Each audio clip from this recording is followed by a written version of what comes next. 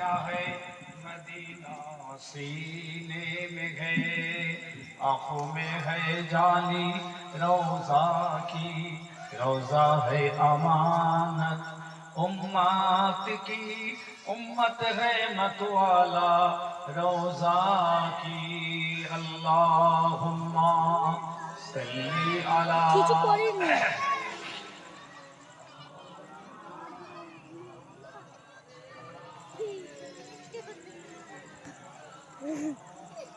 प्यारे हाजिरीन मजलिस বাৎসরিক সালে সব এই মহল্লার আলহামদুলিল্লাহ এই বছর কায়েম হয়েছে আল্লাহ পাক যেন কবুল করেন বলুন আল্লাহুম্মা আমিন।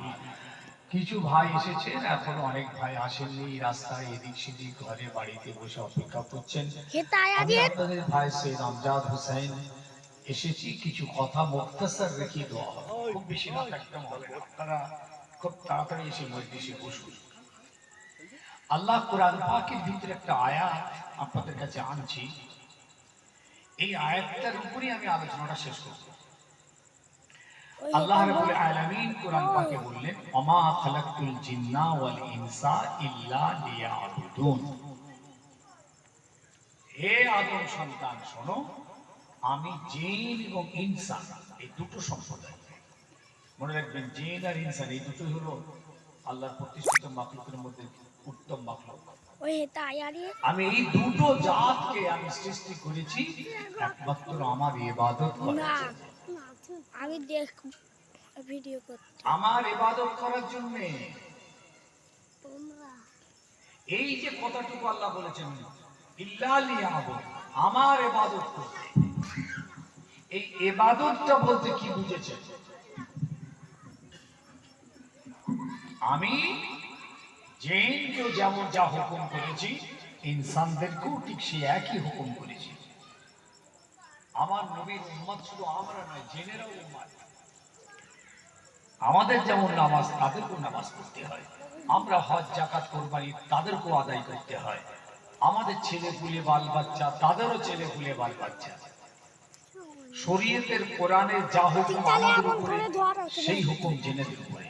অল্প কিছু মাসলা আলাদা আছে মুখের কাজটা যেন মুখটা দেখা যায়। তাহলে আল্লাহ আমাদেরকে বললে আমি তোমাদেরকে সৃষ্টি করেছি আমার ইবাদত করার জন্য। ইবাদতটা বলতে কি বুঝেছেন? নামাজ রোজা হজ যাকাত কুরবানি বাস ইবাদত শেষ। এইটুকু করলেই দায়িত্ব শেষ হয়ে গেল না আরো কিছু আছে বাকিগুলো? ইবাদত করার জন্য সৃষ্টি করেছে আমি তো ইবাদত তো করছি, তাহলে মদ খেলে সমস্যা কিসের?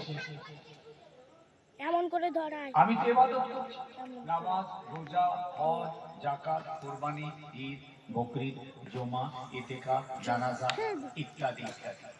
তাহলে ইবাদত করছি। যদি আমরা খেলাধুলায় যাই এত সমস্যা। আল্লাহ তোমার কথা মতো তো আমরা ইবাদত করছি। এই জায়গাটা থেকে খুব গভীর ভাবে বুঝে নেন ইবাদত বলতে আল্লাহ ঈমানদারদেরকে এই কথাই বোঝাতে চেয়েছেন তোমার সারা জীবনের টোটাল লাইফ স্টাইল, তোমার সারা জীবনের যা কিছু টোটাল যেন কোরআন এবং হাদিস মোতাবেক হয়। সুবহানাল্লাহ বলেন, সুবহানাল্লাহ বলুন। কোরআন হাদিস মোতাবেক যেন হয় তাহলে ইবাদত। যে কাজটুকু আমরা করব কোরআন হাদিস সুন্নাহ মোতাবেক এবং আল্লাহ আল্লাহর রাসূল খুশি হবেন এটাই ইবাদত।